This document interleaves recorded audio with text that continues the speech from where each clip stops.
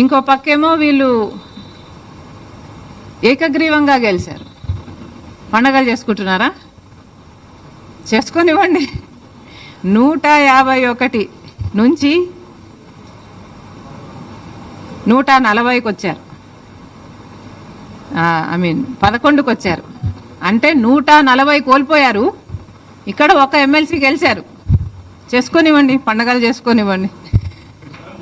ఇదే బొత్స గారు రాజశేఖర రెడ్డి గారిని అవమానించారు, విజయమ్మ గారిని అసెంబ్లీలో కంటతడ పెట్టించారు. ఇలాంటి వాడు ఎమ్మెల్సీ అయ్యాడని పండగలు చేసుకుంటున్నారా? చేసుకొనియండి, వాళ్ళ విజ్ఞతకే వదిలేద్దాం.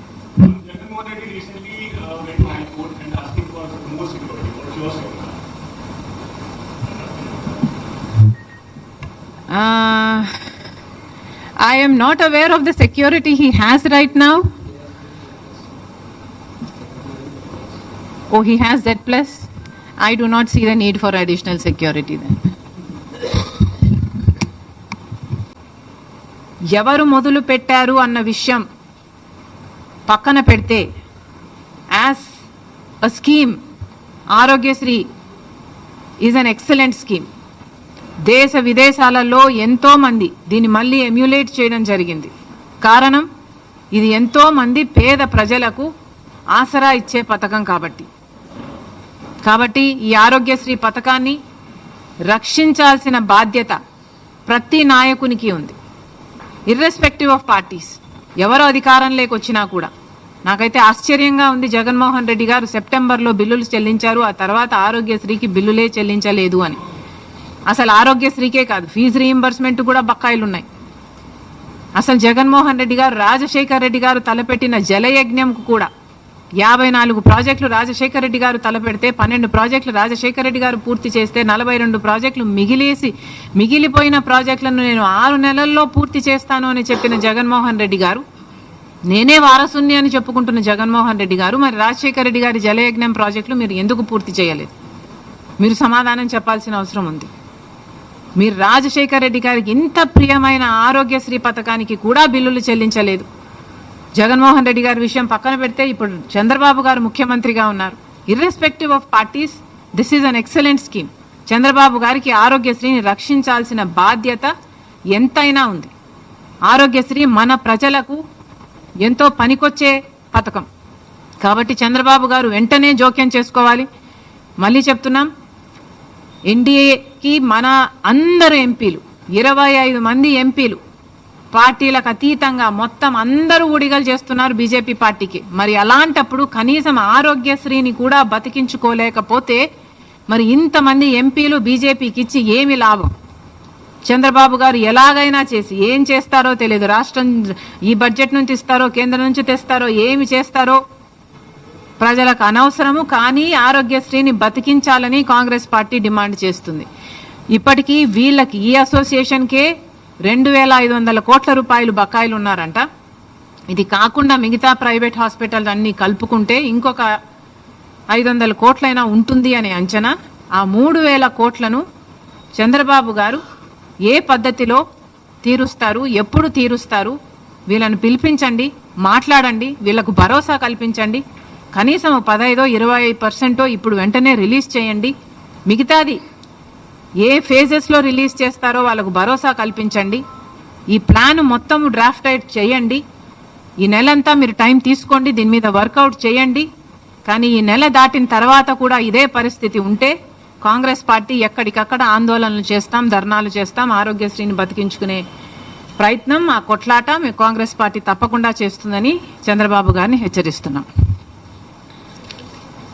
తర్వాత చంద్రబాబు గారి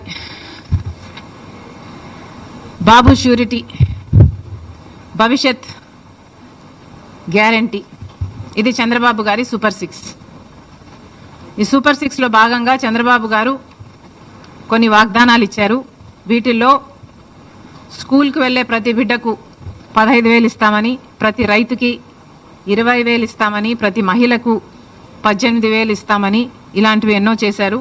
అఫ్ కోర్స్ ఆయన అధికారంలోకి వచ్చి 2 నెలలు మాత్రమే అయింది కాబట్టి ఇవన్నీ అమలు చేయాలి అని మేము కోరుతున్నాము. ఇంకా ప్రాబబ్లీ డిమాండ్ చేసే స్టేజ్కు రాలేదు ఇది. కానీ గత ప్రభుత్వం అమ్మఒడిని జూన్ జూలై ప్రాంతంలో ఇచ్చేవాళ్ళు. వాళ్ళు ఇచ్చిన అమ్మఒడిని వాళ్ళు తల్లికి ఎంతమంది బిడ్డలున్నా 15,000 ఇచ్చేవాళ్ళు. కానీ చంద్రబాబు గారు ఎంతమంది బిడ్డలుంటే అంతమందికి 15,000 ఇస్తామని చెప్పారు. మరి ఇప్పటి వరకు చంద్రబాబు గారు ఈ పథకం మీద ఏ క్లారిటీ ఇవ్వలేదు. లోకేష్ గారు అయితే ఈ పథకం ఈ సంవత్సరం జరగకపోవచ్చు అని కూడా మాట్లాడుతున్నారు. కాబట్టి ఏ మాత్రం అవకాశం ఉన్నా ఈ పథకాన్ని వెంటనే అమలు చేయాలి అని డిమాండ్ చేస్తున్నాం.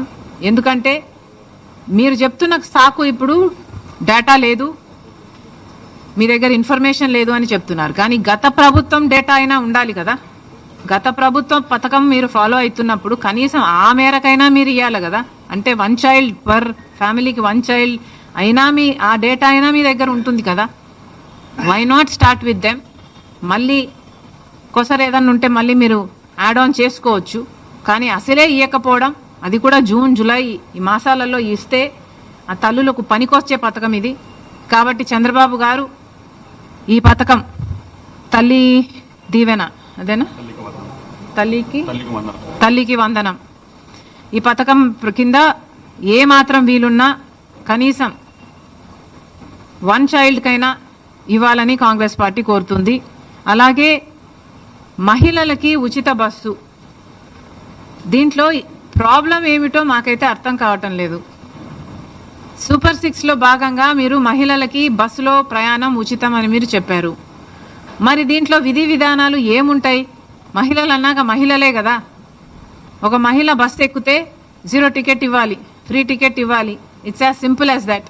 తెలంగాణ ప్రభుత్వము అధికారంలోకి వచ్చిన వెంటనే ఈ పథకాన్ని అమలు చేయగలిగినప్పుడు మీరు అధికారంలోకి వచ్చిన వెంటనే ఇదే పథకాన్ని, మహిళలకు ఫ్రీ టికెట్ ఇచ్చే పథకాన్ని ఎందుకు అమలు చేయలేకపోతున్నారో మాకు అర్థం కావటం లేదు. కనీసం ఇంత చిన్న పథకాన్ని కూడా అమలు చేసే ధైర్యం మీరు కనపరచకపోతే ఇది ఎలా అర్థం చేసుకోవాలో కూడా ప్రజలకు అర్థం కావటం లేదు.